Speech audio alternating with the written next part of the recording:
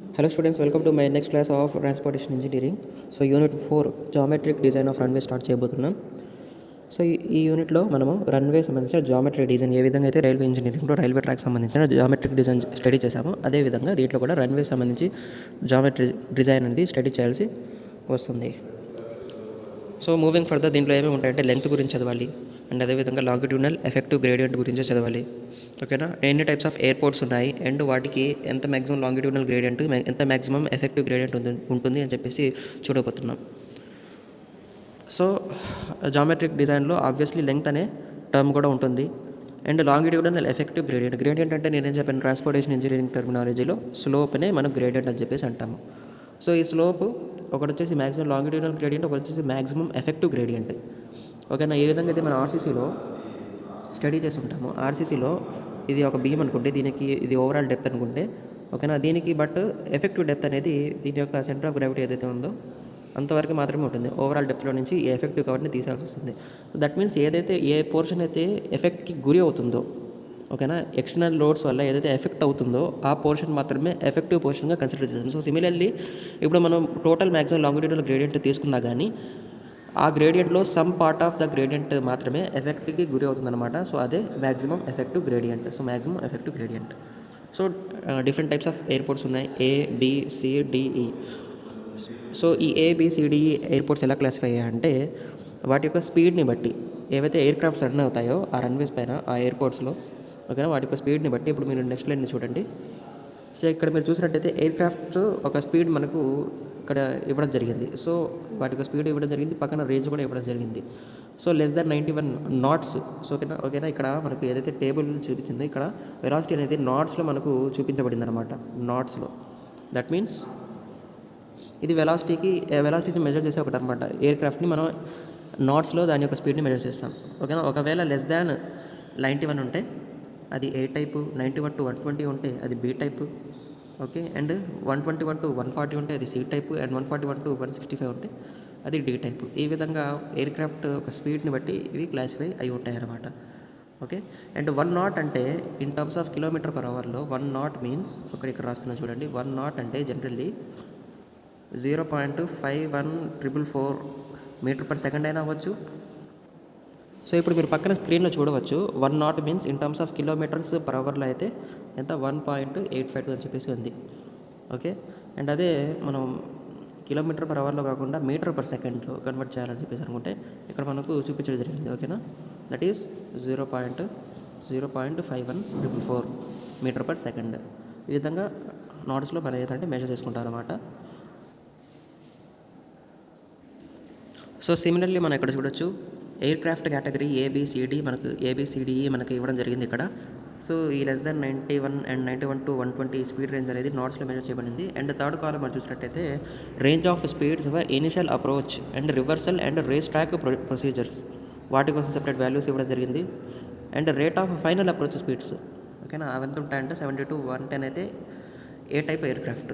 So ఈ విధంగా different పారామీటర్స్ని కన్సిడర్ చేసుకొని ఎయిర్ క్రాఫ్ట్స్ కేటగిరీస్లో క్లాసిఫై చేయడం జరిగింది. అండ్ అదేవిధంగా మ్యాక్సిమం స్పీడ్స్ ఓకేనా, మ్యాక్సిమం సర్కిలింగ్ స్పీడ్ చూసినట్టయితే ఎంత 100 ఓకేనా, maximum speed for internal missed approach 100, 130, 160, 185 and 230. So ఈ టర్మ్స్ FAA అండ్ అంటే ఫెడరల్ ఏవియేషన్ అడ్మినిస్ట్రేషన్ ఇలాంటి ఆర్గనైజేషన్స్ జనరల్లీ మనకు ఇవ్వడం జరిగింది. సో ఇక నెక్స్ట్ చూసినట్టయితే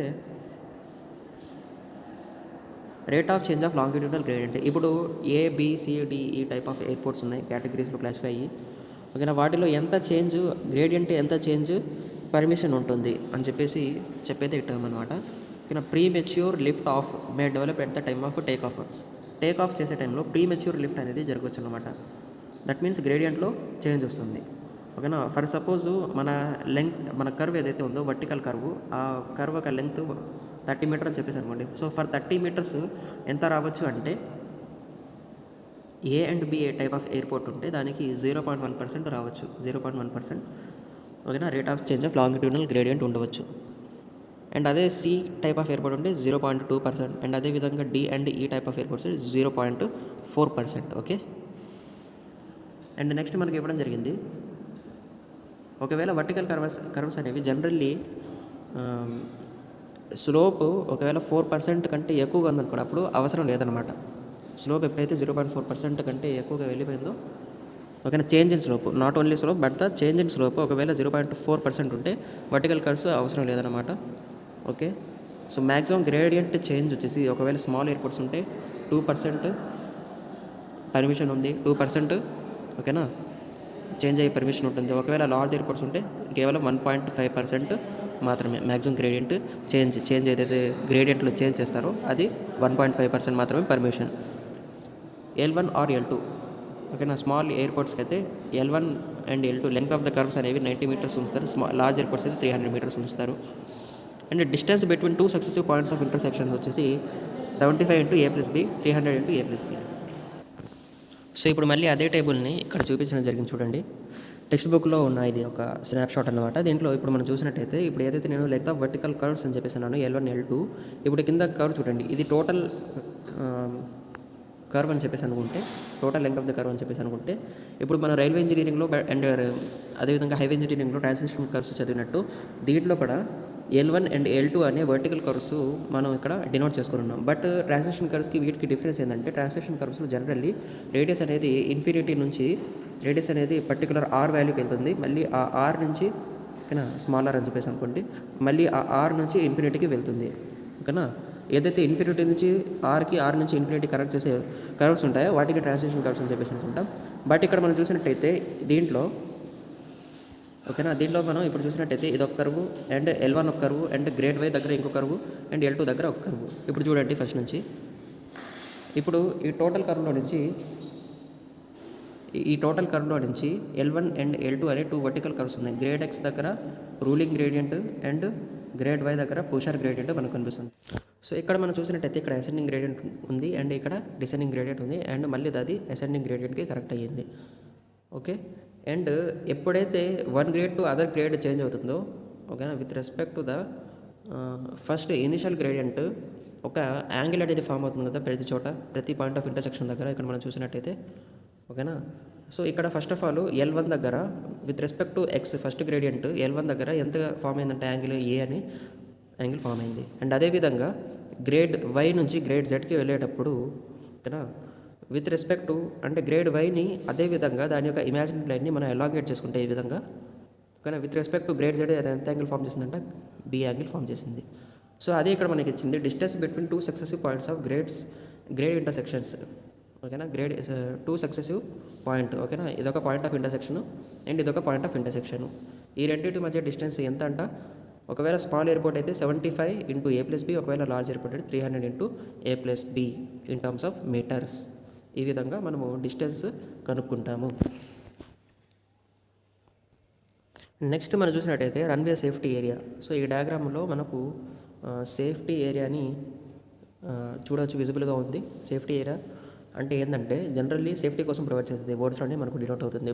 ఇక్కడ చూడండి, ఇప్పుడు ఇదొక స్ట్రక్చరల్ పేమెంట్ అంటే ఇదొక జనరల్ రన్వే అన్నమాట, మన రన్వే, ఓకేనా. ఇక్కడ స్ట్రక్చరల్ పేమెంట్ ఉంటుంది. పేమెంట్ మీన్ రోడ్స్ జనరల్లీ కాంక్రీట్తో బిల్డప్ అయ్యేది లెవెల్గా. ఎక్కడైతే మెయిన్ రోడ్ ఉంటుందో రన్ అవ్వడానికి, సో అది స్ట్రక్చరల్ పేమెంట్ అనమాట అక్కడ. అండ్ 2 సైడ్స్ మనం ప్రొవైడ్ చేస్తుంది, ఇక్కడ షోల్డర్స్ ప్రొవైడ్ చేస్తాం. సో జనరల్లీ హైవేస్లో కూడా మనం షోల్డర్స్ ప్రొవైడ్ చేస్తుంటాం కదా, మన మెయిన్ రోడ్కి సైడ్గా, అంటే ఏదైతే క్యారేజ్ వే ఉందో క్యారేజ్ వే అంటే సైడ్ మనము షోల్డర్స్ అనేవి ప్రొవైడ్ చేస్తుంటాం. సో ఇప్పుడు మనం చూసినట్టయితే, సో ఇక్కడ పక్కన మీరు చూసినట్టయితే షోల్డర్స్ ఇన్ హైవే. సో ఈ పోర్షన్ ఏదైతే ఉందో, ఓకేనా, if you can watch this, ఈ పోర్షన్ ఏదైతే ఉందో ఇదంతా షోల్డర్ పోర్షన్ అనమాట. ఇది కూడా ఒక షోల్డర్ పోర్షన్ అనమాట. ఇది ఎందుకు ఇస్తారు, జనరల్లీ ఎమర్జెన్సీ టైంలో ఎప్పుడైనా స్టాప్ చేయాలన్నా కానీ by the verge of road are motor way on the right side in the countries which drive on the right. ఎక్కడైతే రైట్ సైడ్ డ్రైవ్ చేస్తారో, మన కంట్రీలో ఉంది లెఫ్ట్ సైడ్ డ్రైవ్ చేస్తారు కదా. సో రైట్ సైడ్ డ్రైవ్ చేసిన వాళ్ళకి right side and left side drive చేసిన వాళ్ళకి లెఫ్ట్ సైడ్ జనరల్లీ ప్రొవైడ్ చేస్తారు. ఎప్పుడైనా ఆపాలని చెప్పేసి అనుకుంటే, ఓకేనా, మెయిన్ రోడ్లో ఆపకుండా కొంచెం స్పేస్ అనేది ఉంచుతారనమాట. సో ఆ స్పేస్నే షోల్డర్స్ అని చెప్పేసి అంటారు. జనరల్లీ ఎమర్జెన్సీ కేసెస్లో స్టాప్ చేయడానికి ఇవి ప్రొవైడ్ చేస్తారు. మనం కూడా మన హైవేలో జనరల్లీ చూస్తూ ఉండవచ్చు. సో ఈ విధంగా షోల్డర్స్ అనేవి ఇక్కడ కూడా ఈ రన్వే సైడ్ మనం ప్రొవైడ్ చేయాల్సి వస్తుంది. అండ్ ఇక్కడ ఈ పోర్షన్ ఏదైతే ఉందో, ఓకేనా, ఈ పోర్షన్స్ ఏవైతే ఉన్నాయి వీటిని లాస్ట్ క్లాస్లో డిస్కస్ చేస్తాం. క్లియరెన్స్ డిస్టెన్స్ అనేవి ప్రొవైడ్ చేస్తాం, క్లియరెన్స్ డిస్టెన్స్, ఓకేనా. అండ్ ఇక్కడ ఏదైతే ఈ పోర్షన్ ఉంటుందో అంటే స్ట్రక్చరల్ పేమెంట్ని వదిలేసి ఈ 2 సైడ్స్ మనం చూసినట్టయితే ఈ సైడ్ అండ్ ఈ సైడ్ 60 మీటర్స్ వరకు మన గ్యాప్ ఉంచుతామన్నమాట. సో ఆ టోటల్ డిస్టెన్స్ని కలిపి మనము రన్వే సేఫ్టీ ఏరియా అని చెప్పేసి అంటాము. ఓకేనా, మన structural pavement plus 2 sides 60 metres leave చేసిన తర్వాత టోటల్లీ అది రన్వే సేఫ్టీ ఏరియా అని మనం చెప్పేసి అంటాం. ఒకవేళ ఎక్స్టెండ్ చేసుకోవాలనుకుంటే 2 సైడ్స్ ఎక్స్టెండ్ చేయాలి. ఓకేనా, ఈ సైడ్ ఎక్స్టెండ్ చేస్తాం, ఈ సైడ్ ఎక్స్టెండ్ చేస్తాం. సో దాన్ని ఎక్స్టెండెడ్ రన్వే సేఫ్టీ ఏరియా అని చెప్పేసి అంటాము. సో 2 సైడ్స్ ఎక్స్టెండ్ చేయాలి. ఎందుకంటే మన ఎయిర్ క్రాఫ్ట్ ఓకేనా ఇటు సైడ్ నుంచి అయినా ల్యాండ్ అవ్వచ్చు. ఓకేనా, టేక్ ఆఫ్ అయ్యేటప్పుడు ఇటు నుంచి అయినా టేక్ ఆఫ్ చేయవచ్చు. ఓకేనా, ఎలాగైనా జరగవచ్చు. కాబట్టి 2 సైడ్స్ సేఫ్టీ ఏరియా అనేది ఉండాలి. సో ఇది సేఫ్టీ ఏరియా అంటే. నెక్స్ట్ ఇక దానికి సంబంధించి కొంచెం మ్యాటర్ ఇవ్వడం జరిగింది చూడండి. సో అది మినిమం సేఫ్టీ ఏరియా అనేది ఎలా ఉండాలంటే క్లియర్గా ఉండాలి, డ్రైన్డ్గా ఉండాలి అండ్ గ్రేడెడ్గా ఉండాలి. ఓకేనా, క్లియరెన్స్ డిస్టెన్స్ అనేది ప్రొవైడ్ చేయబడి ఉండాలి, డ్రైనేజ్ అనేది ప్రాపర్గా ఉండాలి అండ్ గ్రేడియంట్ సంబంధించి కూడా అడిక్వేట్ అమౌంట్లో ఉండాలి. అండ్ అదేవిధంగా ఇంక్లూడ్స్ స్ట్రక్చరల్ పేమెంట్. ఇందాక మనం చూసాం కదా, దాంట్లో ఏముంటుంది, స్ట్రక్చరల్ పేమెంట్ ఉంటుంది. Shoulder on either sides, 2 sides ఓకేనా షోల్డర్స్ అనేవి ఉంటాయి. అండ్ అడిషనల్ విడ్త్ కూడా మనము లీవ్ చేసి ఉంటాము. And minimum width of safety area means ఓకేనా ఇది టోటల్ సేఫ్టీ ఏరియా. ఈ లెంగ్త్ ఏదైతే ఉందో ఇది లెంగ్త్ ఆఫ్ సేఫ్టీ ఏరియా అని చెప్పేసి అంటారు. But width of safety area, ఇది minimum width of safety area ఎంత ఉండాలి అంటే ఇక్కడ మనకి ఇవ్వడం జరిగింది అదే point.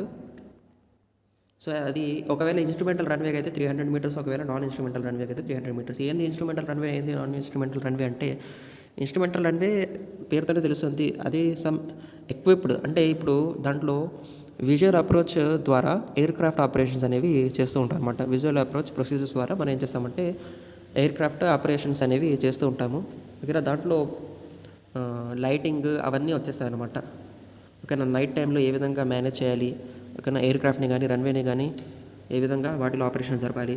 And non instrumental runway అంటే ఒక డైరెక్షనల్ గైడెన్స్ని ప్రొవైడ్ చేయడానికి ఏదైతే రన్వే మనం ప్రొవైడ్ చేస్తామో అది నాన్ ఇన్స్ట్రుమెంటల్ రన్వే. జస్ట్ దాంట్లో డైరెక్షనల్ గైడెన్స్ అనేది ఉంటుంది ఎయిర్పోర్ట్ సంబంధించి. అదైతే 150 మీటర్స్. సో లైక్ ABCDE ఇవన్నీ ఏంటంటే non instrumental type of runways అన్నమాట, నాన్ ఇన్స్ట్రుమెంటల్ రన్వేస్. సో దీంట్లో అయితే 150 మీటర్స్, ఒకవేళ ఇన్స్ట్రుమెంటల్ రన్వే అయితే 300 meters. Okay, so moving further. So total length of safety area వచ్చేసి length of runway plus 120 meter. ఓకేనా, length of runway ఎంతైతే runway ఒక length ఉంటుందో 120 మీటర్స్ కలిపితే total length of the safety area మనకు వస్తుంది.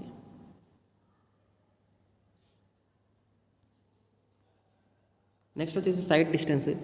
ఓకేనా, generally no sight distance restrictions no sight distance restrictions అనేవి రన్వేలో ఉండవు. ఓకేనా, అండ్ యాక్సిడెంట్స్ సైడ్ డిస్టెన్స్ అంటే జనరల్లీ ఇప్పుడు stopping sight distance, overtaking sight distance అని చెప్పేసి మనం హైవే ఇంజనీరింగ్లో చదువుంటాం కదా. సో స్టాపింగ్ సైడ్ డిస్టెన్స్ SSDకి కూడా సంబంధించి ఒక ఫార్ములా కూడా ఉంటుంది, V² + G/R అని చెప్పేసి. ఓకేనా, V² + 2G/R అని చెప్పేసి క్యాలిక్యులేట్ కూడా చేసుకుంటూ ఉండేవాళ్ళం. దట్ మీన్స్ ఏదైనా వెహికల్ ఇలా వెళ్తూ ఉందని చెప్పేసి అనుకోండి. ఓకేనా, ట్రావెల్ చేస్తూ ఉందని చెప్పేసి అనుకోండి వెహికల్. ఓకేనా, ఇప్పుడు అతను రియాక్ట్ అయ్యి అంటే ఏదైతే దాని ముందు ఆబ్జెక్ట్ ఉందో దాన్ని కొలైడ్ అవ్వకుండా రియాక్ట్ అయ్యి బ్రేక్ అప్లై చేస్తే ఎంత డిస్టెన్స్ అయితే అది ట్రావెల్ అవుతుందో దాన్ని స్టాపింగ్ సైడ్ డిస్టెన్స్ అని చెప్పేసి అంటారు. సో సిమిలర్లీ ఇక్కడ సైడ్ డిస్టెన్స్ అంటే ఏదైతే ముందున్న ఆబ్జెక్ట్ అవైలబిలిటీగా ఉంటుందో అతను ఉన్న డిస్టెన్స్, ఓకేనా, అక్కడి నుంచి అతనున్న డిస్టెన్స్ని సైడ్ డిస్టెన్స్ అని చెప్పేసి అంటారు. సో సైడ్ డిస్టెన్స్ రెస్ట్రిక్షన్స్ అనేవి జనరల్లీ మన రన్వేలో అయితే ఉండదన్నమాట. But accidents may happen at intersections. So ఇందాక నేను ఇంటర్సెక్షన్స్ చూపించాను కదా, హారిజాంటల్ కర్వ్స్ ఏదైతే ఉంటాయో అక్కడ మేబీ డిఫరెంట్ గ్రేడియంట్స్ ఉంటాయి కాబట్టి విజిబిలిటీ అనేది ల్యాక్ అవుతుంది కాబట్టి it might happen at intersections. Okay, so అక్కడ సైడ్ డిస్టెన్స్ అనే ఫ్యాక్టర్ రాదనమాట. అక్కడ మనకు గ్రేడియంట్ వల్ల ఏమవుతుందంటే ఎదురుగుంటే ఆబ్జెక్ట్స్ విజిబిలిటీగా ఉంటాయి. సో అందుకని అక్కడ ఆ ఛాన్సెస్ ఉంటాయి. For ABC 2 points above 3 meters from runway visible from a distance equal to half the runway length. Okay,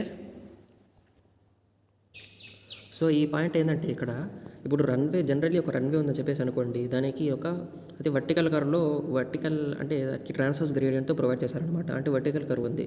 so for suppose ఇదొక రన్వే ఉందని చెప్పేసి అనుకుంటే, ఓకేనా, ఇక్కడ 3 మీటర్స్ హైట్లో, ఓకేనా, ఈ రన్వే నుంచి 3 మీటర్స్ హైట్, ఓకేనా, 3 మీటర్స్ హైట్ దగ్గర అంటే అది కూడా ఎంత ఉండాలంటే డిస్టెన్స్ హాఫ్ ద లెంగ్త్లో నుంచి, అంటే ఇది టోటల్గా L అని చెప్పేసి అనుకుంటే ఇది L/2. ఓకేనా, ఇది L/2. ఓకేనా. హాఫ్ ద లెంగ్త్ నుంచి చూస్తే ఈ 2 పాయింట్స్ అనేవి విజిబుల్గా ఉంటాయి అనమాట. ఓకేనా. ఈ 2 పాయింట్స్ విజిబుల్గా ఉండాలంటే హాఫ్ ద లెంగ్త్ ఉండాలి అండ్ 3 మీటర్స్ అబవ్గా ఉండాలి. ఓకే. అవి ఏ టైప్ ఆఫ్ ఎయిర్పోర్ట్స్కి? A, B and C. ఒకవేళ D and E type of ఎయిర్పోర్ట్స్కి అయితే 3 మీటర్స్ అబవ్ ఉండేవి. ఓకేనా. 3 మీటర్స్ అబవ్ వెళ్తే మనము ఆ 3 మీటర్స్ నుంచి మనం అంటే అట్లీస్ట్ హాఫ్ ద లెంగ్త్ ఉండాలన్నమాట. అట్లీస్ట్ హాఫ్ ద లెంగ్త్ వెళ్ళిపోయి మనము 3 మీటర్స్ అబవ్ చూసి అండ్ 3 మీటర్స్ అబవ్ నుంచి మనకు 2 మీటర్స్ అబవ్ ఏవైతే పాయింట్స్ ఉంటాయో 2 మీటర్స్ అబవ్ రన్వే పైన 2 మీటర్స్ అబవ్ పాయింట్స్ ఏవైతే ఉంటాయో అవైతే క్లియర్గా విజిబుల్ ఉంటాయన్నమాట. బట్ దాని కింద ఉండేవి అంత క్లియర్గా విజిబిలిటీని ఇవ్వవు. సో అదే ఈ point for D and E unobstructed visibility from 3 meter above the runway to all other points 2 meter above the runway within a distance of at least 1/2 the runway length. ఓకేనా. 1/2 the runway length at least అంటే greater than or equal to అనమాట. అంటే దీనికంటే ఎక్కువ ఉండొచ్చు కానీ దీనికంటే తక్కువగా ఉండకూడదు. ఓకేనా. రన్వే లెంగ్త్ నుంచి మినిమం హాఫ్ లెంగ్త్ వెళ్ళి మనం చూస్తే ఈ విధంగా ఉంటుంది. ఓకేనా. D and E type of ఎయిర్పోర్ట్స్కి అయితే. Next moving further, transverse gradient. So longitudinal gradient అంటే అది మనకు త్రూ ద లెంగ్త్ మనకు కనిపించేది. ఓకేనా. ట్రాన్స్వర్స్ గ్రేడియంట్ అంటే త్రూ ద హైట్ మనకు కనిపించేది. అంటే transverse gradient longitudinal gradient means through the length మనకు చూపించేవి హారిజాంటల్ కర్వ్స్ అనమాట. అండ్ ట్రాన్స్వర్స్ గ్రేడియంట్లో మనకు వర్టికల్ కర్వ్స్ కనిపిస్తాయి. ఓకేనా. ఇమాజిన్ చేసుకోవచ్చు. సో హారిజాంటల్ కర్వ్స్ అనేవి ఇవి ఫర్ సపోజ్ ఇది ఒక హారిజాంటల్ కర్వ్ అని చెప్పేసి అనుకోండి. ఓకేనా. ఇది ఒక హారిజాంటల్ కర్వ్ అని చెప్పేసి అనుకుంటే ఇప్పుడు దీన్ని మీరు టాప్ వ్యూ నుంచి చూస్తున్నారు. ఓకేనా. అదే ఇది వర్టికల్ కర్వ్ అని చెప్పేసి అనుకోండి. దీన్ని మీరు సైడ్ వ్యూ నుంచి చూస్తున్నారు. సైడ్ నుంచి ఒక రోడ్ ఉంటే దాన్ని సైడ్ నిలబడి మీరు చూస్తున్నారు అనమాట. అప్పుడు మీకు ఈ విధంగా కనపడుతుంది. ఓకేనా. వర్టికల్ కర్వ్స్ అనేవి టాప్ వ్యూ నుంచి కనపడవు అండ్ హారిజాంటల్ కర్వ్స్ అనేవి సైడ్ నుంచి కనపడవు అనమాట. సైడ్ నుంచి హారిజాంటల్ కర్వ్ స్ట్రైట్ లైన్ కనిపిస్తుంది అండ్ టాప్ నుంచి వర్టికల్ కర్వ్ కూడా స్ట్రైట్ లైనే కనిపిస్తుంది. So transverse gradient. సో ఈ ట్రాన్స్వర్స్ గ్రేడియంట్ అనేది ఎంత ఉండాలంటే 1 minute. So 1.5% for A, B and C. ఇంత 1.5% మనం ప్రొవైడ్ చేయొచ్చు. సో ఫర్ సపోజ్ 100 మీటర్స్ తీసుకున్నాం అని చెప్పేసి అనుకోండి. 100 మీటర్స్లో 1.5% ఎంత? 1.5/100. సో ఓవరాల్గా 1.5. సో ప్రతి 1 మీటర్కి మనం 1.5 మీటర్ రైజ్ చేయవచ్చు. సో అది దీని యొక్క మీనింగ్. అండ్ అదేవిధంగా 2% for D and E type of airports. Okay. And the transverse gradient ఇదంతా అరేస్ చేసి రాకండి. And the transverse gradient should not be less than 0.5%. ఒకవేళ ట్రాన్స్వర్స్ గ్రేడియంట్ ప్రొవైడ్ చేయాల్సి వచ్చినా కానీ 0.5% కంటే కూడా లెస్ దాన్గా ఉండకూడదు. అంటే ప్రతి 1 మీటర్కి హాఫ్ మీటర్ అయినా అట్లీస్ట్ రైజ్ చేయాలి ఒకవేళ ప్రొవైడ్ చేయాలి అని చెప్పేసి అనుకుంటే. సో మూవింగ్ ఫర్దర్, విడ్త్ వచ్చేసి it varies from 45 metre to 18 metre. ఓకేనా. ఇప్పుడు వర్టికల్ కర్వ్ ఈ విధంగా ఉందని చెప్పేసి అనుకోండి. దాని యొక్క విడ్త్ ఎంత ఉండాలంట? 45 మీటర్స్ నుంచి 18 మీటర్స్ మధ్యలో లై చేయాలి. అంటే ఇది ఒక రేంజ్ అనమాట. దాని యొక్క విడ్త్ ఇంతనే ఉండాలి. నెక్స్ట్ వచ్చేసి దాని తర్వాత instrumental runway cross section. So ఇందాక ఇన్స్ట్రుమెంటల్ రన్వే అంటే ఏంది అండ్ నాన్ ఇన్స్ట్రుమెంటల్ రన్వే అంటే మనకు అంటే డిస్కస్ చేశాం కదా మీతో. సో ఇన్స్ట్రుమెంటల్ రన్వేలో టోటల్లీ దాని యొక్క లెంగ్త్ ఓకేనా ఈ విధంగా ఒక ట్రాన్స్వర్స్ గ్రేడియంట్ ఉందని చెప్పేసి అనుకోండి. ఓకేనా. ట్రాన్స్వర్స్ గ్రేడియంట్తో ఈ విధంగా కర్వ్ ప్రొవైడ్ చేసామని చెప్పేసి అనుకోండి. సో దాని యొక్క టోటల్ హారిజాంటల్ ఓకేనా ఏమంటారు డిస్ప్లేస్మెంట్ అంటే shortest distance 1 point to other point దాని డిస్ప్లేస్మెంటే కదా అనేది. సో దాని యొక్క డిస్ప్లేస్మెంట్ ఇన్స్ట్రుమెంటల్ రన్వే ఓకే దాని యొక్క డిస్ప్లేస్మెంట్ ల్యాండింగ్ స్ట్రిప్ అని చెప్పేసి అంటారు. ఓకేనా. దాని యొక్క centre to centre distance landing strip అని చెప్పేసి అంటారు. సో మన రన్వే మాత్రం ఈ పోర్షన్ మాత్రమే అనమాట. ఇది రన్వే లెంగ్త్. సో ఈ రన్వే లెంగ్త్ మన షోల్డర్స్ని సైడ్ ప్రొవైడ్ చేసేదన్నమాట. సో ఈ రన్వే అనేది మనకి ఎంత చెప్పడం 4.5 మీటర్స్ లెంగ్త్తో మన రన్వే అనేది ప్రొవైడ్ చేసామని చెప్పేసి అనుకోండి. ఓకే. అండ్ అక్కడ మ్యాక్సిమం గ్రేడియంట్ 1.5% ఉండొచ్చు. ఇందాక మనం డిస్కస్ చేసాము. అండ్ దాని తర్వాత షోల్డర్స్లో 2.5% మ్యాక్సిమం గ్రేడియంట్. ఓకేనా. ఏదైతే ఈ కాంపోనెంట్ ఉందో ఓకేనా ఈ కాంపోనెంట్ వచ్చేసి 2.5% అండ్ ఇక్కడ వచ్చేసి 5% మ్యాక్సిమం గ్రేడియంట్ అనమాట. ఈ విధంగా నెంబర్ ఆఫ్ కాంపోనెంట్స్లో డివైడ్ చేసి షోల్డర్స్ అనేవి డిఫరెంట్ గ్రేడియంట్స్ ప్రొవైడ్ చేస్తాం అనమాట. సో టోటల్లీ అదంతా ఏంది ల్యాండింగ్ స్ట్రిప్ అనమాట. అంటే ల్యాండింగ్ కోసము మనం యూస్ చేసేది ల్యాండింగ్ ఆర్ టేక్ ఆఫ్ కోసం జనరల్లీ మనం యూస్ చేసేది ల్యాండింగ్ స్ట్రిప్. ఓకేనా. దాని యొక్క డిస్టెన్స్ని మనం ల్యాండింగ్ స్ట్రిప్ అని చెప్పేసి అంటాము. అండ్ ఇక్కడ దీని తర్వాత ఇక్కడ డిచెస్ అంటే హోల్స్ అనేవి ఇక్కడ మనం ప్రొవైడ్ చేస్తాం అనమాట. ఇది ఒక ఇన్లెట్ లేకపోతే మ్యాన్ హోల్. ఒక సైడ్ డిచెస్ మనం ప్రొవైడ్ చేస్తే ఒక సైడ్ మ్యాన్ హోల్స్ అనేవి ప్రొవైడ్ చేస్తాం. సో ఇవి ఇన్లెట్ మ్యాన్ హోల్స్ లేకపోతే డిచెస్ కానీ ఎందుకు ప్రొవైడ్ చేస్తారో చూసే మనం చెప్పొచ్చు. జనరల్లీ వాటర్ డ్రైన్ అవ్వడానికి ప్రాపర్గా. ఒకవేళ వాటర్ డ్రైన్ అవ్వాలన్నా కానీ ఇప్పుడు ఇలా కంటిన్యూ అవుతూ ఇలా వెళ్ళిపోకూడదు కదా. ఇప్పుడు ఇలా స్ట్రైట్ రూట్ ఉంది, ఆ స్ట్రైట్ రూట్ వెళ్ళిపోకూడదు కదా. సో ఆ వాటర్ని అక్యూమిలేట్ అవ్వకుండా సమ్ స్ట్రక్చర్స్ అనేవి ఉండాలి అండర్ గ్రౌండ్లో. సో అందుకని డిచెస్ కానీ ఇన్లెట్ మ్యాన్ హోల్స్ కానీ మనం ఈ విధంగా కన్స్ట్రక్ట్ చేస్తాం. సో ఇది క్రాస్ సెక్షన్ అనమాట. జనరల్లీ ఇన్స్ట్రుమెంటల్ రన్వే యొక్క క్రాస్ సెక్షన్ ఈ విధంగా ఉండబోతుంది. Next runway patterns. ఓకేనా, single runway, parallel runway, intersecting runway, divergent runway already మనం యూనిట్ 3లో డిస్కస్ చేసాము. సో మళ్ళీ యూనిట్ 4లో కూడా ఇవి ఉన్నాయి కాబట్టి so generally what is what అని చెప్పి చూడండి. సో అదే మళ్ళీ వచ్చేవి స్పేసింగ్ రన్వేస్ అంటే ఓకేనా, ఈ విధంగా సింగిల్ రన్వే ఉంటుంది అండ్ బట్ స్పేస్ ఉంచుతాం అనమాట. దీనికి అండ్ ఈ రెండింటికి స్పేసింగ్ ఉంచుతాం. అండ్ ప్యారలల్ రన్వేస్ అంటే ఈ రెండింటికి ఓకేనా, ఇదొక రన్వే, ఇదొక రన్వే.